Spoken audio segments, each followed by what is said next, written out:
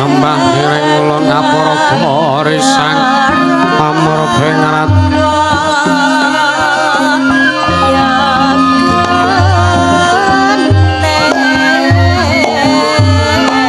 mring sahanan ingkang mring kanan siing tasih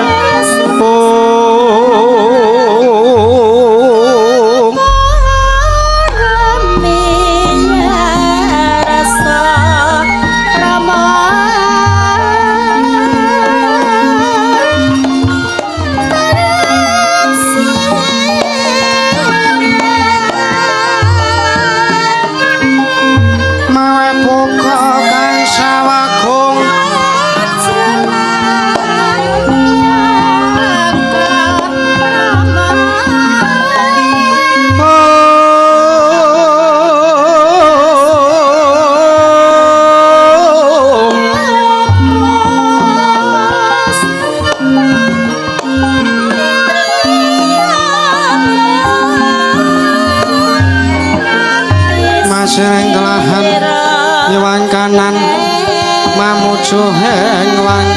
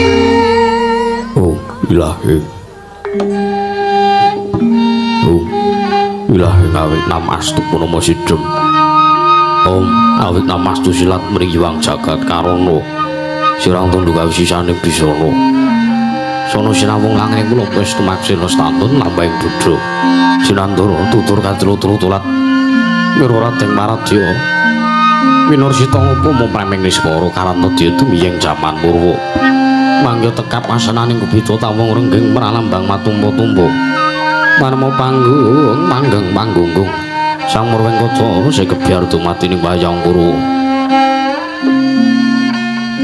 purmakaning kandha linar nututing basa dongeng kuno ngemus rasa yen linarasa ya karaos mular sare ruang raja wani uruhing diri rasa rumangsa angrumaksani lir jalma ngira kaca sarwe wusna kucing carita becik wis gemelar jroning pangkulinan ya Gusti jate amriksane pagelaran inggit purwa Surya Candra ndarum yang kartika wis kunur putra teng kawasa sarira drang-drang bawana pranta ing dusina gilir kemandi teman dadi wetanganing dina sasiwan parsiwindu kang sarta abad Dudung kulawan pangkartu mangker kaya sinirambun kaya jawating krembyah dadi padhang kutu-kutu alang atogo burung-burung yang burundaya dadi brana tanpa jalan padhang trapan sinaring Sang Hyang Renaming ngarsa marbawani jagat mungging jagat petanduk ngup-ngup mungging kalinganmu kirabang merangangah namun kaikse ya andilan-andilan tong bumi saya dangu murup Sang Hyang Araka katos meblak kanan kiri ning abang esmu jenar kaperbawan sinaring Sang Hyang Basanta tanom do katon ijo ruyu-ruyu hamangku gunung kang biru moyo-moyo pucing gunung kini mulan kendanu kasih ning Prabansono lenggat nganti kowe gunung Makutha mega tanpa tawis dangu suleng kamlutase tino rasa ngopi buku karep tegal sawahe anglu sinur tatana bedote sinambi sesindenan mikul garul kundi anggiring raja kayane sawane ana pirembagan Somor Wangi Sang Hyang Araka saya dangu saya inggil wis melok katon sinaring jagat dugi kiblat papan kidul kulon sinaring jagat kamsir buyudra putih jurbut kukuung parandatan wonten ingkang amadane kekuwing praja ing Amarta ing Indra Prasna ing Cintaka Pura ing Bathara Kawarsa ing Mertani Ya ing ngono Marta. Nuniki garis 100 antuk kali 1000 jangkep nego krana goring Amarta dumadi saking puru-puru bebanjaran. Sinasapan kaya benawi tinampi ombak samudra binang langut kang tanpa pagut. Pegating paningal kapantok uruting Cakrawala. Wane-wane Cakra wisik sawane kineping jurang corong kinepung gosirung. Kinari siswing peksi lawet lan sarang burung. Wonten ugi pasisir antarsastra jembar kebeganing pasir gumelaring garis pinggir. Tanantung royo-royo Karanggitri angrembuyuk ruwe-ruwe roning klopo bumi subur pasitan mawur satengah tinandur pangkar temangkar kamriyan dadi gunung-gunung bebajang rangsang langit lenggak-lenggok lambai win mijil saking sendang-sendang ning nirtane iline pinara-para palene dirambi wadhuk pinendung-bendung kinarya ing liyane sawah nyang pategalaning Rara Kisma monggal menglong tetani bebasan datanana bumi sak cengkenging sela sedaya tinandura ingkang murakapi pandya Betari Sranggar Pasabinan Yayah Rukmi sari kang pinangku Pratiwi pategalan go kula jenggang ngrembu iku kedungane amjek duwa ing antuk kaya manglu-manglu wit-witane pulo kemendem mulo kesimpar mulo kumantung sadutanku jiwa cinawi tukulan kang mawe kesarasaning diri ingon-ingon Rajakaya itik iwen sansaya ngrembuka lamun miang aglaring mangunan lamun manci sarap surya samya mulih marang kandange dhewe-dhewe tatanono carane kandhang aku nanjeng palang labet tebih saking tindak Durjana Cuti samya sakyek seka kapti akar luhuring nusa bangsa tuwin negaring Amarta wana ngimbanging gunung anggung rinoksa mrih lestari runtumurun rah tumerah sate dadi urip-urikaning lingkungan langkung-langkung lamun tinali disampun samping sesanggeman sepen tebih saking tindak sansaya sinansaya wada winodananing mung mat siramatan daya dinayan sawiji-wiji mapan sejateng jejeban kang pinuji teman mawujud manunggaling cipta rasa karsa babar karya kenging pirasake negaring Amarta nika semono lagi mancik marang jaman kecana panjang kunjung pasir pamukira Jinawi kemari pakar tata-tata harjo dasar guru kang gedhe bori padang jagat tidurku setor tato kuncarane turut kasih sing ponco praja lah sinten wau ingkang asta busananing adil bronso negari Ngamarta panenggih menang jejuluk Sang Nata menika dasa namanira dasa 10 nama wis mestani jejuluk Sang Nata Prabu Puntadewa ya Sang Nata Prabu Darma Kusuma ya Sang Prabu Darma Putra ya Darma Wangsa ya Sang Nata Gunatali Krama ya Sang Anjata Satru ya Sada Dwija Kangka ya Sang Prabu Yudhistira nalindra pepakuning bumi ingkang anggung jajekaken kautamani sajegulung gawadaring damar kencana ora montor-montor sipating Ubathara Yayah Sang Hyang Bathara Darmangijawantah binayang bayang sangkir pura absara absare kawis tinggal pandher sagung kang Casmewa Yayah Roping samudyan daratan datan kanten bisanipun Sang Hyang Anung tutungguling projan gareng Amarta nayaka miwah Punggawa ugi datan kantun wiswanipun Sang Hyang kadang-kadang Muramandu ingkang sampun ketinggal ngagelang bergagah Yayah merayut ning ibu anangga menika temernane Sinopati gareng Amarta satring Jodipati tunggul mamenang ananggiri Sang Raden Arya Werkudara ya Raden Bratasena ya Raden Bimasena ya Wijasena Kusuma Yuda Kusuma Dilaga ya Sang Gandawastratmaja ya Sang Jagal Birawa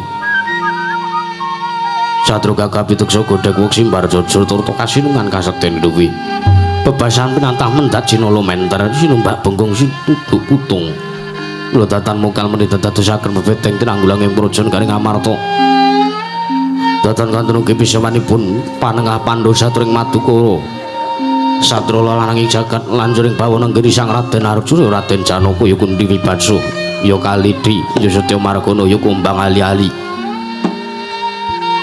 satra bagus pengatur Togoyo Tejo baguse tatanana ingkang ngungkuli saindenging jagat sawegung mila sapara widodari samya kawengku dening Sang Raden Arjuna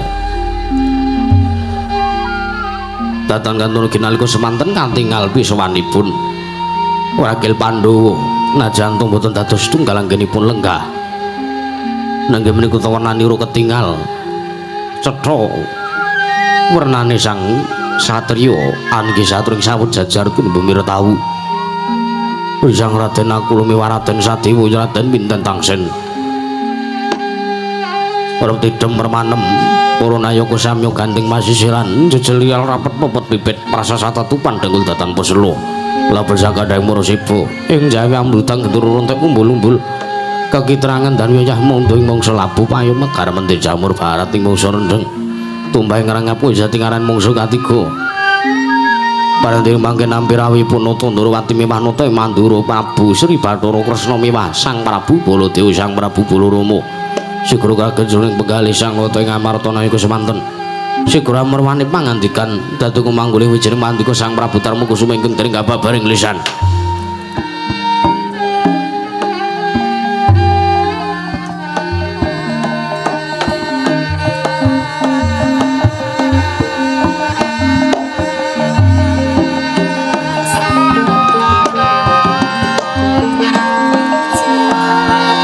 Bala Pandhawa nyoga mulung mangung sireng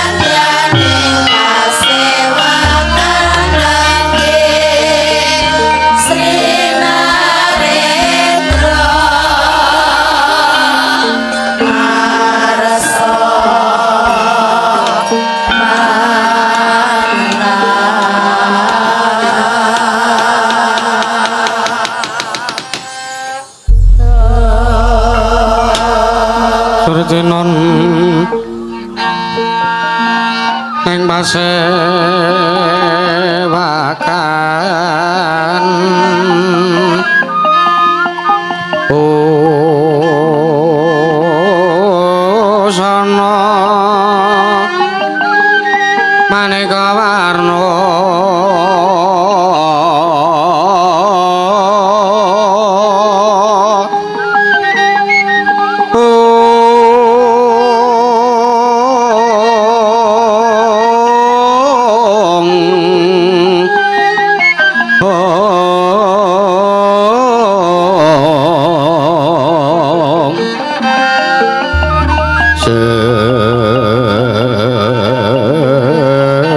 Pos petang udana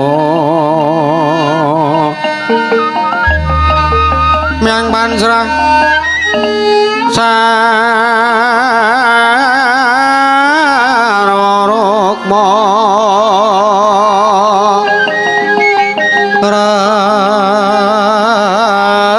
ranggeng manekna para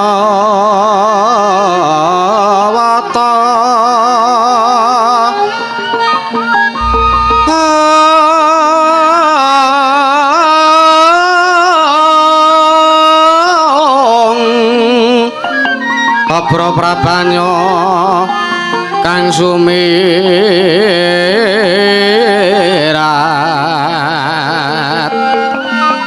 kenyaring teca laliwaran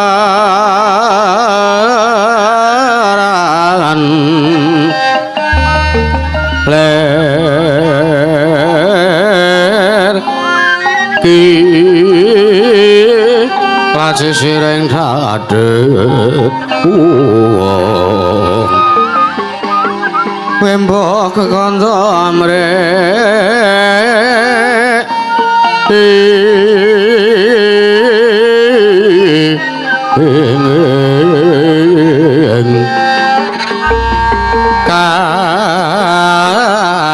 katiupeng mahruta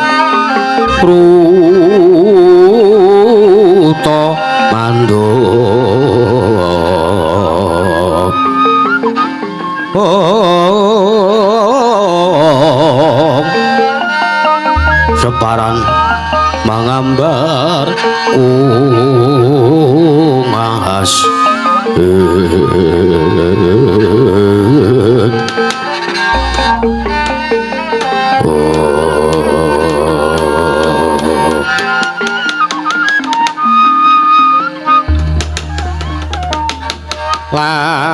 lamun sira angga guru kaki amilya manungsa kang nyata enggang becik martabate sarta kawruh ing hukum kang ibadah pangi rangi saka leh wong tapa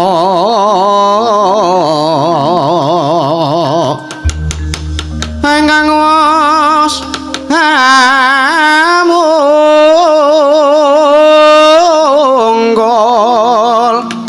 tan mikir pawehing liyan iku pantes kuranana kaki sartane kawruhana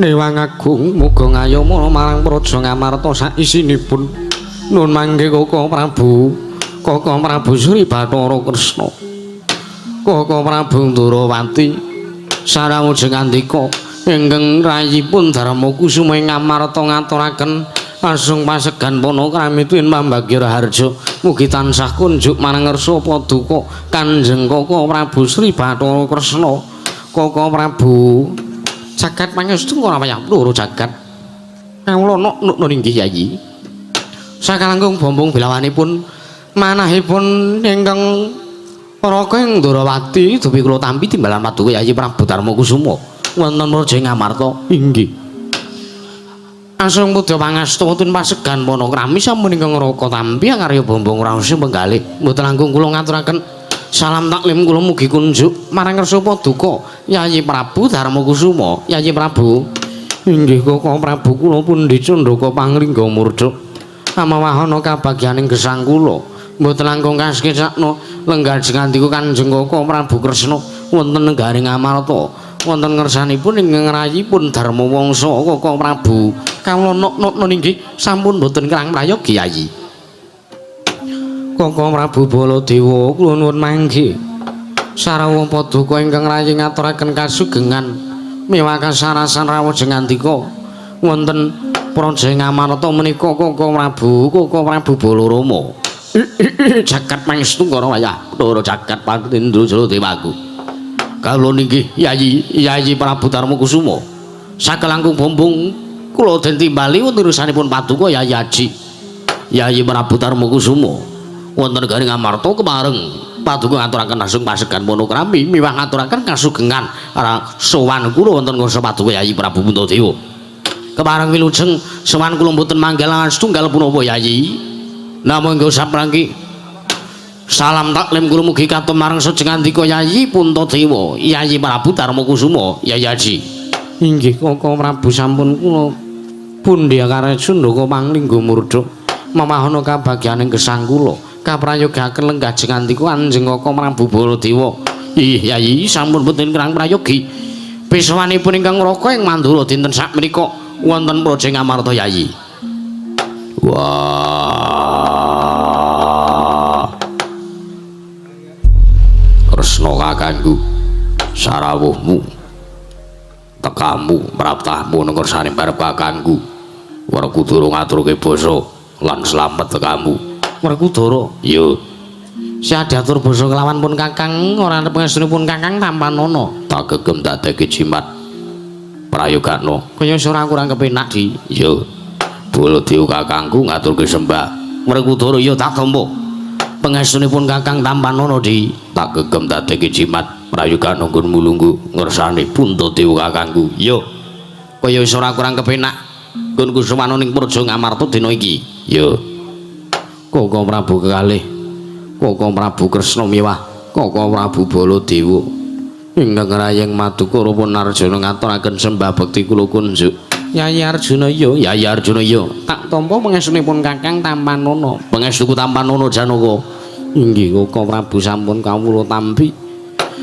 kula cancang puceng weni dumawing widang remeketing merdaya ndadosaken cahya nara cahya daging rah kayiwanan Kaka Prabu mugi tansah kaskecaken nenggah paduka Kanjeng Kaka Prabu kalih wonten negari Ngamarta ya Arjuna kaya ora kurang kepenak Janaka kaya ora kurang kepenak Yayi Kaka Prabu kekalih kula ngaturaken sembah iki Kaka Prabu Kresna miwah Kaka Prabu Baladewa kula ngaturaken sembah Kaka Prabu Yayi kembar siadatur bekti kelawan pun kakang ora pangestunipun kakang wae Tampanana ya kembar nek kula sedewa pinten tangsen siadatur basa kelawan pun kakang ora pangestunipun kakang wae padha Tampanana inggih kula pundi Kaka Prabu mboten langkung kaskecan lenggah paduka Kanjeng Kaka Prabu kekalih wonten negari Ngamarta Kaka Prabu ya Yayi nak kula kaya wis ora kurang kepenak ya sedewa nak kula kaya wis ora kurang kepenak Yayi pinten tangsen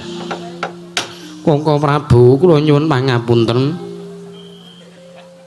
wekdal punika damel kaget penggalipun ingkang rayipun Darma Kusuma wondene paduka rawuh sengkan-sengkan datanpa pupuyan menawi alih tutusan gandheng sakembaran agengipun utusan Ayaka Praja saking negaring Ndarawati nanging kenging menapa rikalenggan menika paduka Kanjeng Kaka Prabu kekalih rawuh tanpa paring ceculing saderengipun Kaka Prabu saestu menawi ingkang rayipun Darma Kusuma mangertosi saderengipun bilih paduka nedya rawuh wonten negaring Amarta tartemtu kula nedya nyawisaken Kreta Kencana kinarya methuk paduka Koko Prabu kalih mewah kula nedya nyawisaken Hermawar kinarya mijiki ampeyan padukan Kanjeng Koko Prabu Kresna lan Koko Prabu Baladewa Koko Prabu saestu kula nedya nungsung pawarta nyadhong dawuh paduka Kanjeng Koko Prabu Kresna mewah Koko Prabu Baladewa wonten menapa ingkang dados wigatosipun wonten paduka rawuh wonten Praja Ngamarta menika Koko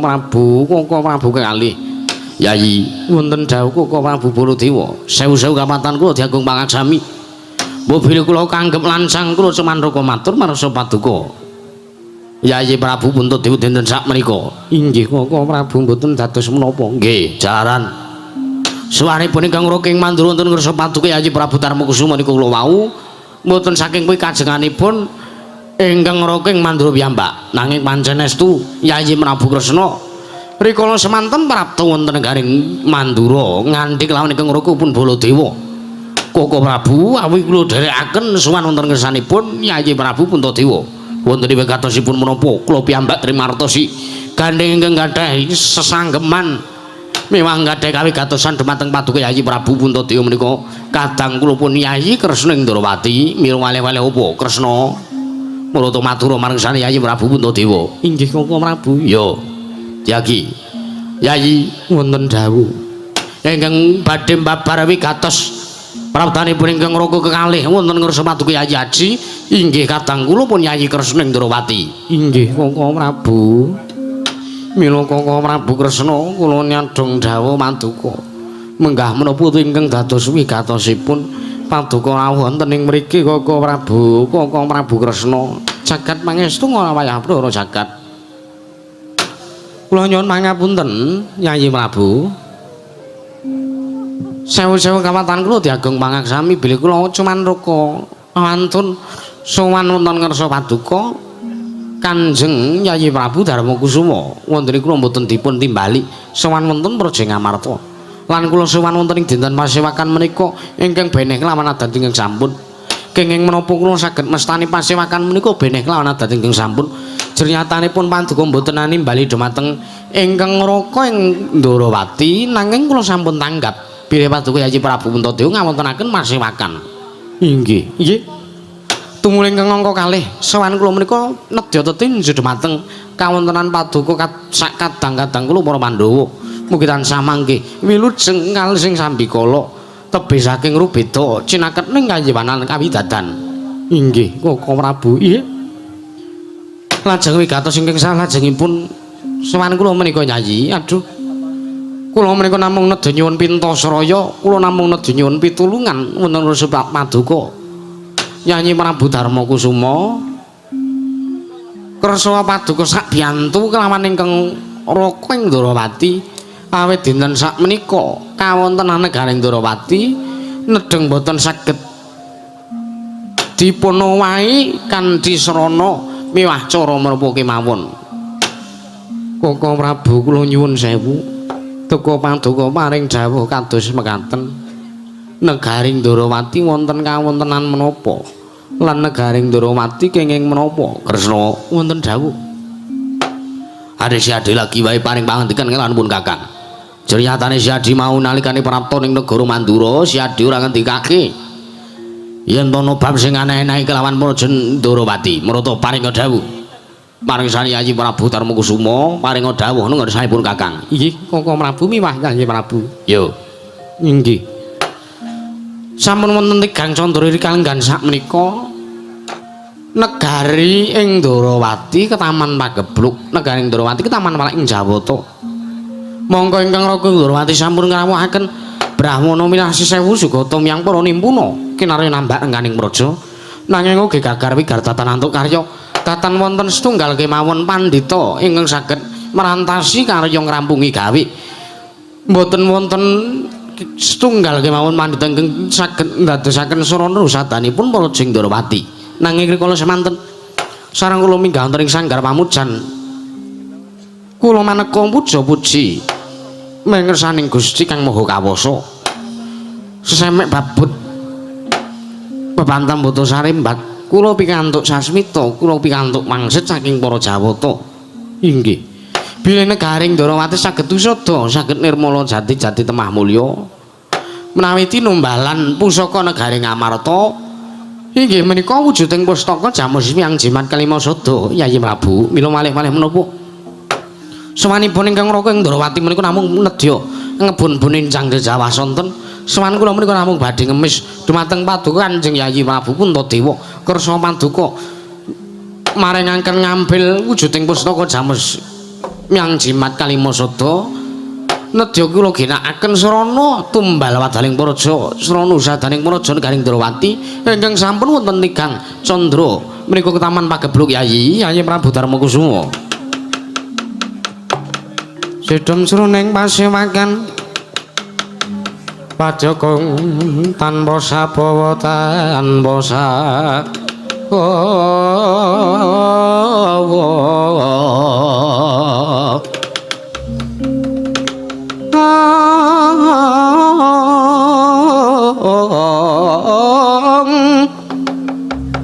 kapraban dening Sang Nalendra Tama mangunengi sing tuka cipta Parputi Mantana ras Parputi Mantana ras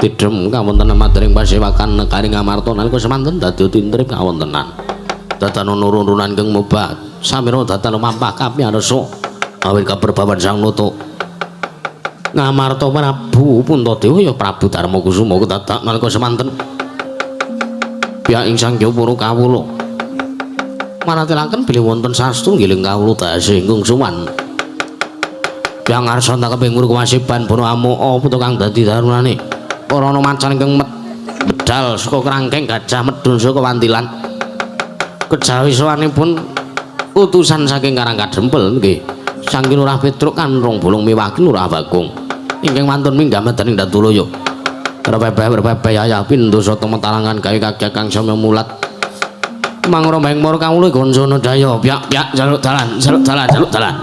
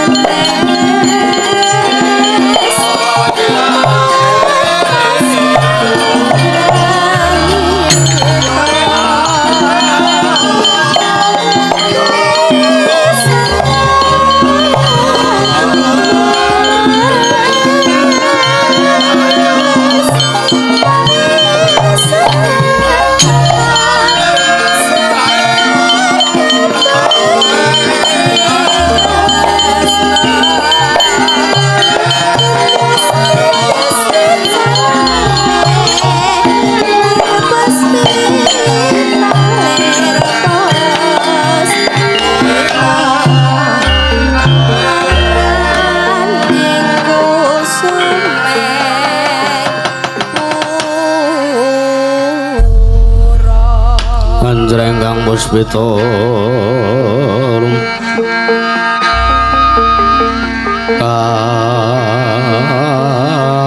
kasileng samirana amrih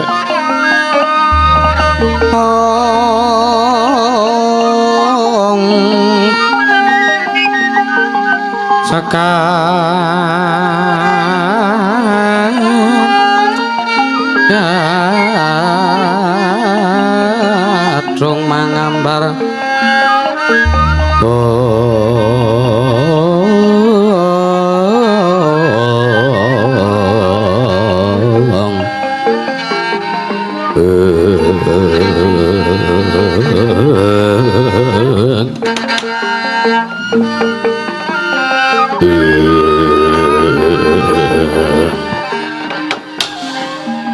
Koko Prabu kaget penggalihku dereng ngantos paripurna anggen kula nampi sabda paduka Kanjeng Koko Prabu Kresna bapak anglayoni jejelan usuli menika praptanipun Petruk Kanthong Bolong kaliyan pun Pono kawan Bagong Koko Prabu jagat dewa Bathara inggih Yayi kula gi nyumurupi sartanipun mangertosi praptanipun Petruk Kanthong Bolong kaliyan pun Pono kawan Bagong inggih mongko kula nuwun sewu Petruk menika sowan janggep tata kramanipun mawi unggah-ungguh pranatan Subasita laku dodok lan sak piturutipun inggih nanging Sobita Bagong kula aturi Mas paosaken dumateng pun Pono kawan Bagong ana sowan ratu kok kuplukan moko cekelane oh nuwun sewu menika mboten trep Yayi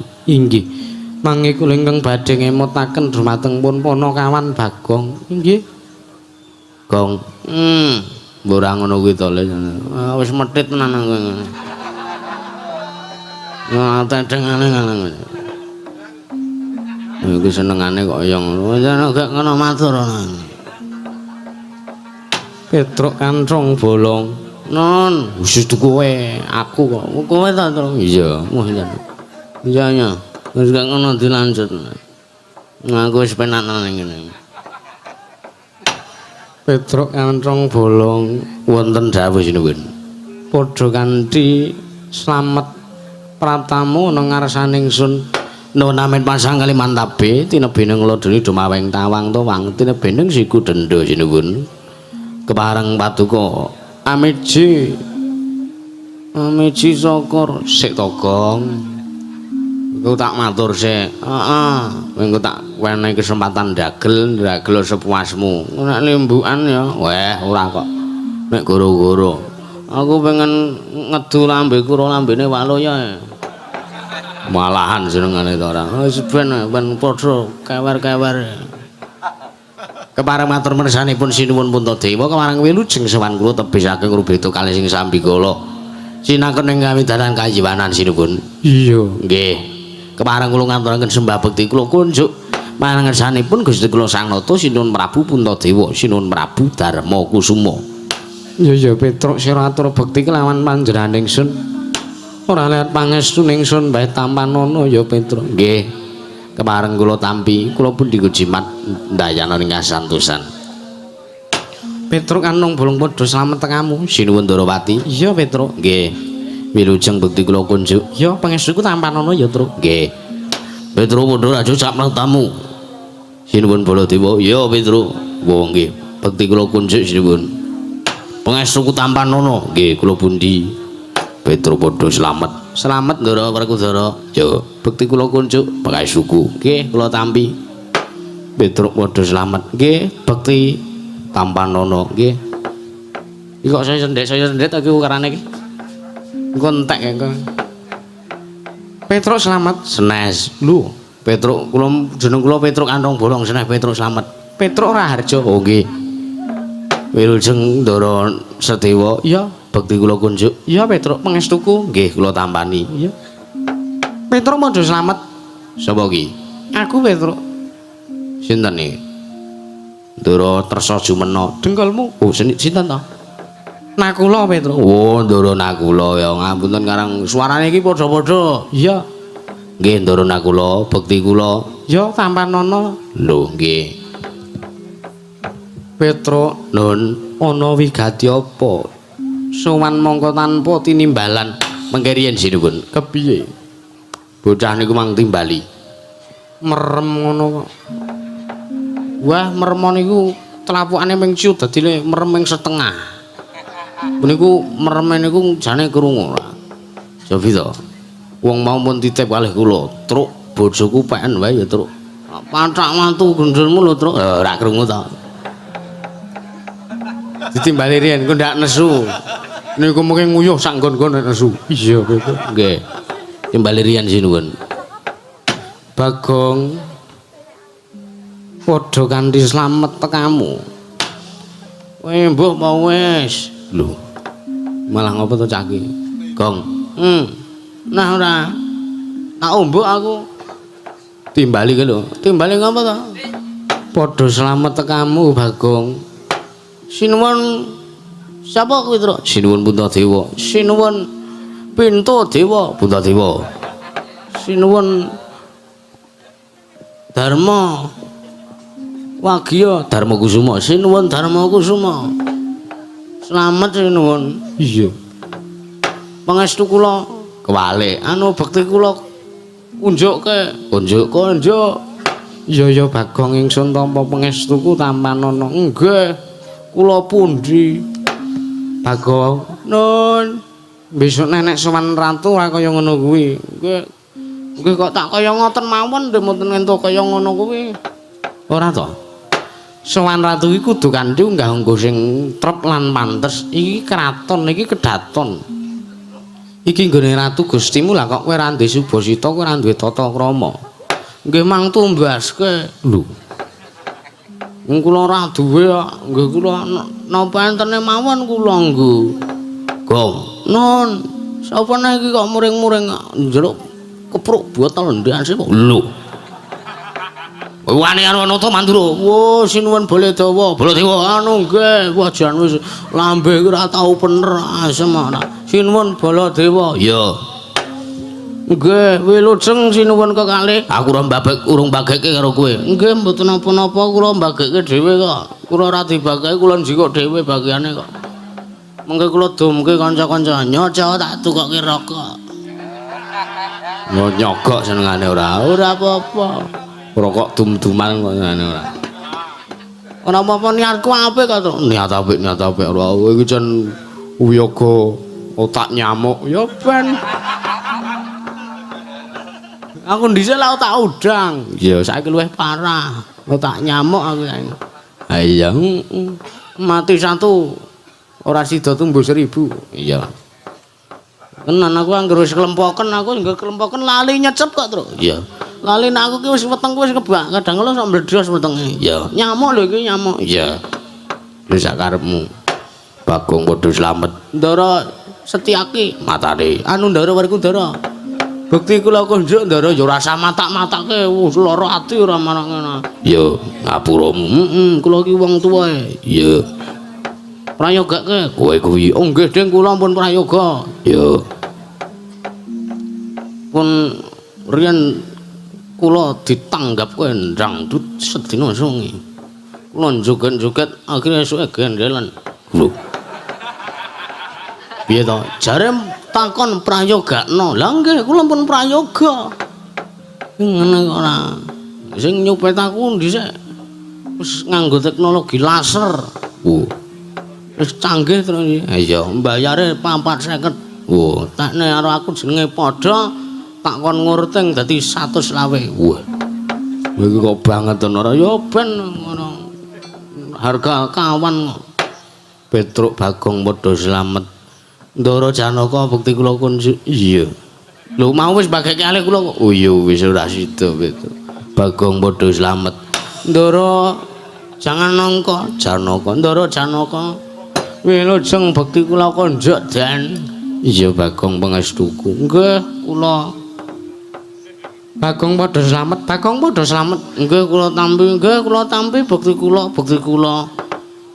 Iya Bagong tak tampa pangestuku Tampanana. Pangestuku Tampan. Nggih kula pundi? Lho cah ora. Petruk nun.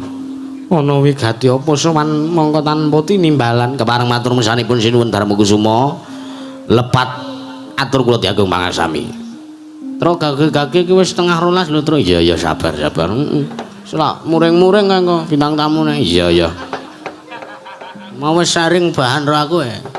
Kowe iki senengane ora santai wae ra kowe. Engko nek anu ra ya gek ijazah, Tro. Iya. Sepisan sowan kula atur bekti marang ngersanipun sinuwun Prabu Darmakusuma. Iya Petruk pangestuku tampan ana. Nggih, ndungga monggo kalih. Sowan kula menika mboten saking pikajengan kula piyambak nanging sowan kula dapur dipun utus dening bapak kula Semar Badranaya. Wong atuwa kula Ismadi. Ismaya. Wong atuwa kula Ismaya. Inggih kakekne Badranaya, inggih bapak kula Nayantaka. Ku malah dadi kaya togok mbilung to ki saut-sautan. Santai wae. Bapak mutusan karo kowe Petruk. Nggih. Rikala semanten kula ditimbali kalih bapak. Truk kowe aja kaget.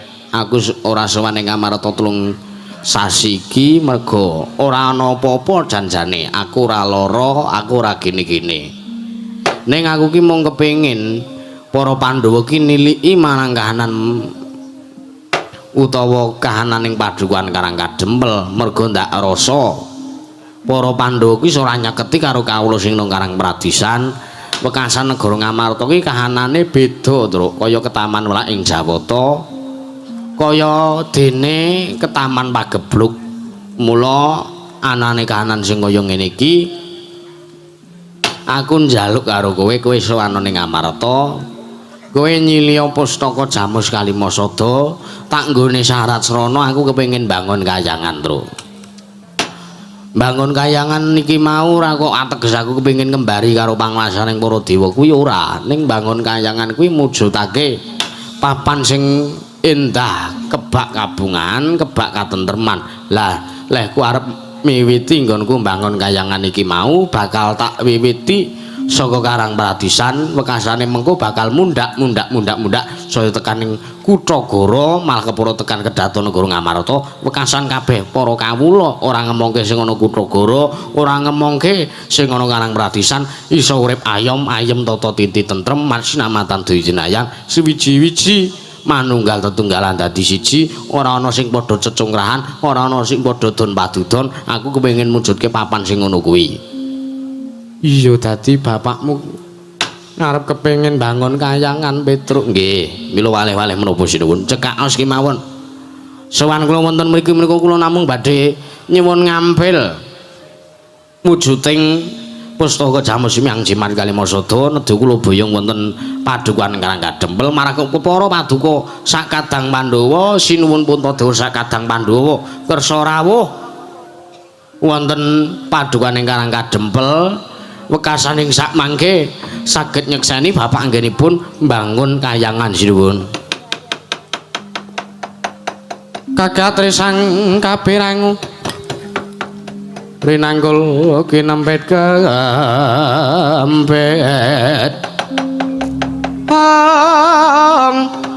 Rosang retnaning bawana yogi tukang palang ati yogi tukang kutu gareng yogi tukang ana sing tias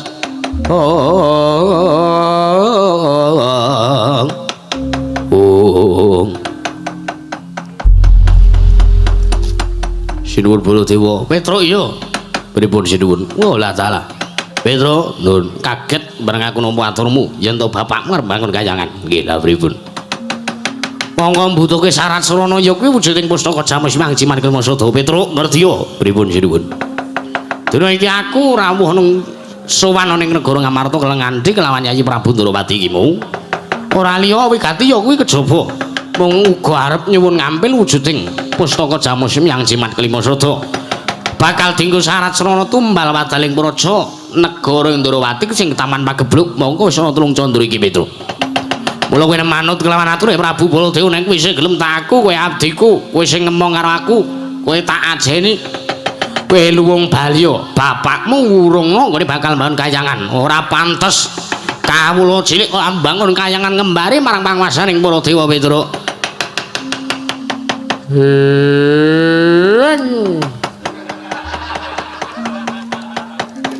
Kagat risang kapirang rinanggul kinempet kampet. Oh. Nuwun sewu jenengan. Piye? Jenengan rawuh mriki kalih. Niki niku. Niki lho. Niki sapa? Niki sinten iki? Adikku. Wo, niki kalih Sinun Kresna niku wigatine arep nyilih pusaka to ya. Yo, bakal kanggo tumbal wataning praja negara Ndarawati sing ketaman pagebluk. Ngoten. Yo, tak gini nang dang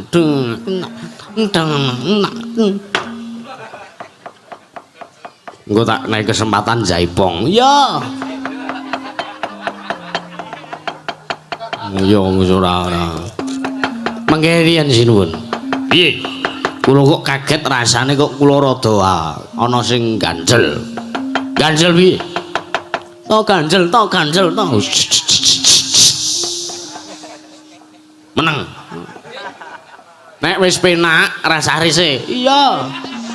Lambene ngono ora. Awas. Nuwun sewu, kula kok rada ganjel. Ganjel piye, Wil? Sampeyan kok paring dawuh nek Sinuwun Kresna arep ndandani negara Ndarawati niku kula nuwun sewu, negara Ndarawati kok iso ketaman pagebluk niku lho. Negara Ndarawati kok iso ketaman pagebluk mergo nuwun sewu to nek dititi priksa Sinuwun Kresna niku lak titising Sang Hyang Bathara Wisnu, titising Sang Hyang Bathara Suman. Sang Hyang Bathara Wisnu niku dewaning antum kabagyan, dewaning katentreman, dewaning kebungahan. Ora mungkin negara sing tinunggon Sang Hyang Bathara Wisnu kok iso ketaman pagebluk niku nek ora mergo lali ratune karo kawulane mboten mungkin saged kedadosan ngaten niku. Ning Nyai Prabu mau nyatake ana ngersaku ning negara Mandura. Kok Prabu monggo kula kanthi sawan kersanipun Nyai Prabu Darmakusuma. Wigatine ya kuwi nyuwun ngambil wujuding pusaka Jamus Lima Sada nyatane Nyai Prabu wis pikantuk wangsit sasmita saka para Jawata. Yen to usadaning praja negara Ndarawati ditumbali nganggo Kiai Pustaka Jamus Myang Jimat Kalimasada. Lah kula nuwun sewu. Enten mriki sing kudu dititi priksa ten ngriki. Siji, perkara sing ora beres. Negara Ndarawati tistis Sang Hyang Bathara Wisnu ning kok iso ketaman pagebluk. Niku siji. Yo. Angka loro. Sinuwun Kresna ki padha karo titele derajate setara karo para Jawata kok iso nampa wangsit saka Jawata liyane niku pripun to coba dipikir. Sing ping telune. Lah kok aneh banget kan. Donge lho Kiai Jamus Lima Sada menika nek pancen arep nggo srana sadaring praja niku diinggih srana nyenyuwun cara-carane sesajen niku diinggih cara nyenyuwun nyaketke diri pribadi individu kalih Gusti Kang Maha Kawasa. Mboten kok malah jeng dipendhem nggo tumbal niku kok kaya cacakane kaya cacakan dukun. Coba nuwun sewu. Nek ngoten niku mboten mencerminkan sifat nata Ndarawati niku babar pisan mboten. Nek watake kaya ngoten niku cacakane carane lakune kaya ngoten niku nek rumangsa kula tak rasa kok niku mboten mencerminkan sikap Nalendra sing ketitisan Sang Hyang Bathara Wisnu. Siji kok negarane sing tinungga titis Wisnu kok iso ketaman pagebluk. Angka loro kok iso kaya ngono kahanane ora mungkin ngatasi Sinuwun Ndarawati ki derajate padha karo Jawata liyane nampa wangsit saka dewa. Angka telune Pustaka Jamus Myang Jimat Kalimasada. Monggo kula nuwun sewu Pustaka Jamus Myang Jimat Kalimasada niku siji-sijine dayane para Pandhawa. Nek ngasih para Pandhawa kuncatan Pustaka Jamus Myang Jimat Kalimasada, wong sing ora seneng, wong sing sengit karo para Pandhawa, angel mijet wae ngranti suwe banyu sinare arep gawe cintrakaning para Pandhawa, gedene arep mateni karo para Pandhawa. Lho, kowe ora percaya karo Yayi Prabu Kresna? Mboten kali kula mboten percaya niku mboten. Menawi kula kelompokkan berdasarkan fakta dan kenyataan niku mboten logis, babar pisan mboten logis. Telu perkara niku pun kula aturke wau, pun kula jelaske. Tur kula nuwun sewu jaman sakniki niku akeh wong sing pinter sulapan niku akeh. Jaman sakniki niku persewaan kostum niku akeh. Cosplay. Kemis payingan niku adat kala sing saliyane nganggo kejawen nganggo kostum wayang niku kathah. Antus kostum Werkudara, kostum Baladewa, kostum Kresna, kostum Janaka, kostum Utadewa. Lah engko aja-aja iki meng Kresna palsu kok aja-aja anu sinuwun Mandura. Jaja montaplir kirentat duka yayasinepe. Petro kocak ngondar andir. Oh, Petro, nun, anu sumaning jajalanan sekretaning baune iblis lanat. Petro kandrung bulung nyamah mangasmane Yayi Prabu Ndrawati, mboten kula nyamah. Petro, ora sekeng mangsulan kowe. Kowe saiki balya. Kowe saiki balya kowe rasa dadak nyuwun ngampil wujuding pusaka jamu simang Jamat Klima Sodo. Bakal diparingke ngersani Yayi Prabu Kresna bakal kinarya tumbal wadaning praja sarana sadaring praja Ndrawati sing ketaman pagebluk. Truk kowe nek manut karo aku kowe balya matur karo bapakmu ora sah bangun kayangan. Bapakmu wong getibal 17 bapakmu pengen nyolong mripat. Lah kok sing bangun kayangan neko sing nggo ragat bapakmu apa bapakmu wong kere bapakmu ora duwe ora ngilo karo cengle kowe bapakmu gitu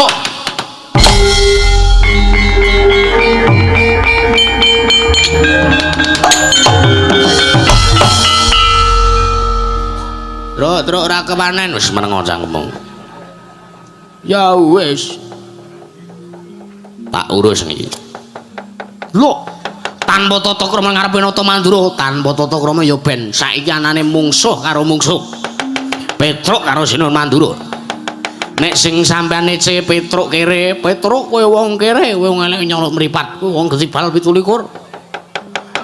kowe ora duwe wenang tumrap Raja Ngamarta mboten masalah wong ya kula kere tenan nek sampean begitu sanjang sampean terus ngendika Petruk bapakmu elek nyolok mripat bapakmu wong kere ora usah bangun kayangan oh nuwun sewu mungsuh nek sinten-sinten ajange dadane Petruk kan 20 kula nuwun sewu kula niku matur niku ora kok ateges kula nyamah kali asmane Sinuwun Ndrawati niku babar pisan mboten nenek kula klumpukke kula logika kula pikir kanthi nalar kula sing ganep petungan kula sing bener niku Sinuwun Ndrawati niku ora mungkin kok negara Ndrawati saka taman pagebluk truk nun kowe ora ngira ning ngriki eneng kakangne teko kowe nyenyamas maneh Yayi Prabu Ndrawati lho ben lah perkara niki niku urusan kula kali Sinuwun Puntadewa pun sampean niku wong kono-kono sampean niku ten ngriki daya kula ten ngriki daya mboten enten jamak lumrahe daya kok ngundurke daya niku mboten enten lumrahe truk lun kowe tak omongi ora timbang tak loloh nenggala mun diloloh nenggala mboten masalah nek umpama kula misale mati mungsuh Kyai Nenggala mati kula mati utama mati sing sampurna jeriatane kula labuh marang bener sing kepiye siji bener bapak kula niati Semar kepengin bangun kayangan niku wujudake papan sing ayem tata titilan tentrem mboten kok wujuding papan sing magrung-magrung pindane wonten kayangan niku babar pisan mboten ning wujudke papan sing endah papan sing guyub rukun kebak kaendahan kebak ketentreman mboten kok wujuding papan tempat wisata gedung hotel niku babar pisan mboten bapakmu wong kere sing ora gat apa lah niku angka loro perkara niku sing marai lara atine Petruk nek sampean ngece perkara kula mangdukane mergo nyamah asmane Sinuwun Ndrawati mboten masalah mergo nek kula ngira niki kok kaya udu Sinuwun Ndrawati sing tenanan niki kok perkarane aneh mergo Sinuwun Ndrawati niku ora mungkin negarane saka taman pagebluk ning perkarane sakniki undraning perkawis kula kalih jenengan kula gelut kalih panjenengan mergo siji kula ora trima Sinuwun Ndrawati arep mbangun utawa arep ndandani Praja Ndrawati ping pindhone sampean ngelek-elek bapak kula anake ora trima Sinuwun iblis lanat kowe ora nrimake aku kok ora trima adikku mbok elek-elek senenge adikku mbok kileni dadane lho sampean ngopo ora trima aku kakangne lha aku adine sabar ora iso sabar aku truk minggir sekono Abang kabeh raine. Kowe bae truk andek puno. Ngono yoga tak nyamuk. Iblis kowe. Ora iblis ayo tutu nang kene papan neter kanthi dayan. Padangane wani, petengane wani, rupak wani, jembar wani. Aja ning kedaton nek arep gelut karo Petruk kandung bolong. Wala dalah. Kelakon mati tring Prabu ora loloh ki nenggala. Ayo ning ngendi? Papan neter kanthi dan ning kene marganing patimu mati tring aku to.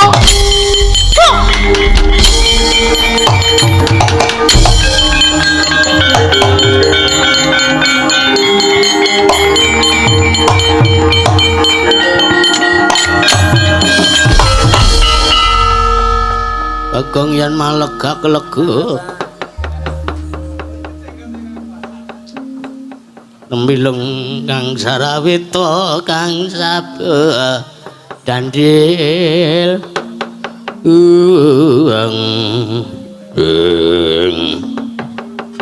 Bagong kepiye kowe tanpa tata wis kula nang mriki ora kajeng aling-aling meneh kula pun mari leh kula haik pun mari kula wis medhun saiki njero kowe arep ngopo kula ora trima Petruk mungsuh kakangne saiki kakak mungsuh kakak adik mungsuh adik karepmu piye golek mungsuh Petruk mungsuh kakangne sinuwun Baladewa kula otomatis kula adine Petruk kula ya mungsuh adine Baladewa sapa Nata Ndrawati Prabu Kasiden Koko Prabu Kresna Padmanaba ya aja urusan karo aku urusana karo Koko Prabu Kresna siap padikira wedi ngapa menteleng ayo sampean aku ora trima mergo sampean kok arep njilih pustaka Jamus Klimasada niku kula ora trima. Sababe apa? Dasarmu apa ora trima? Nata Ndrawati palsu sampean. Lho. Kowe wani mungsuh Nata Ndrawati, apamu sing tak wedeni? Rupak wani, jembar wani. Ayo metu njaba. Piye? Metu njaba. Wah. Nalendra jiri. Metu njaba lak senjata cakra kowe. Wani ora? Ora wani aku nek senjata cakra. Mandek punapun mboten sida sinuwun kula tak ngrem-remi emosine Petruk mawon. Iya. Kok ndak lha wong kae wis kok genah iki kok genah rentok-entukan tak bablas wae to. Njur nesu ora. Koko Prabu wonten dawuh Yayi. Kawontenanipun kriwikan dados grujukan guyon dadi tangisan. Yayi wonten dawuh. Perkawis menika kula ingkang ngrampungi perkawis menika ingkang kula ingkang sakmangke nedya ngedhem dhumateng hawa nepsunipun Koko Prabu Baladewa inggih Koko Prabu nyuwun pamit madal masilan ngatos-atos sampun kados lare-arit Koko Prabu Kresna inggih Yayi.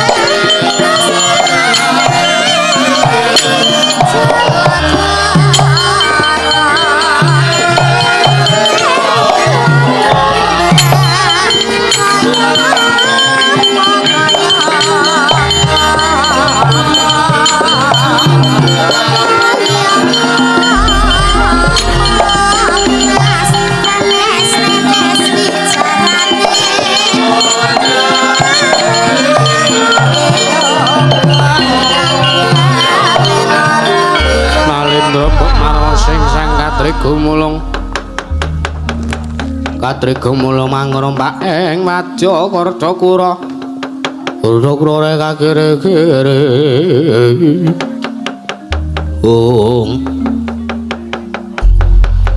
Werkudara piye barep babar pisan budalna kang padha sebo pun Kakang kundur ngedaton banjur kepara Kresna. Prakara Kresna sing arep jilih Kalimasada kepiye? Perkara kuwi mengko dirembuk keren-keren sing baku. Kahanan praja Ngamarta tentrem luwih dhisik. Wah, yo ngestoke dawuh. Tak pikir Panakawan padha kepanen. Iya ora dadi ngopo. Koko Prabu Kresna sing bakal ngedhem marang Hawa, kok bareng Hawa nepsune Koko Prabu Baladewa. Ya mbarep kakangku njaluk pamit. Ngati-ati aja kaya bocah cilik. Kaya wis ora ana dawuh maneh, Werkudara. Kono gadring pananggelan. Arsa sang nata kundur kedaton jog saking dampar kecokin apit gambaran gading katheraken sang jeneng pun manjadi manggung ketanggung Joko maloro-loro ingkang samya ngambil manjang keprabon. Gawe saking manduri tindaknya sang Sri Naranata lamun kelane saking Mandrama gumebyar candare kadya sang Hyang Surya.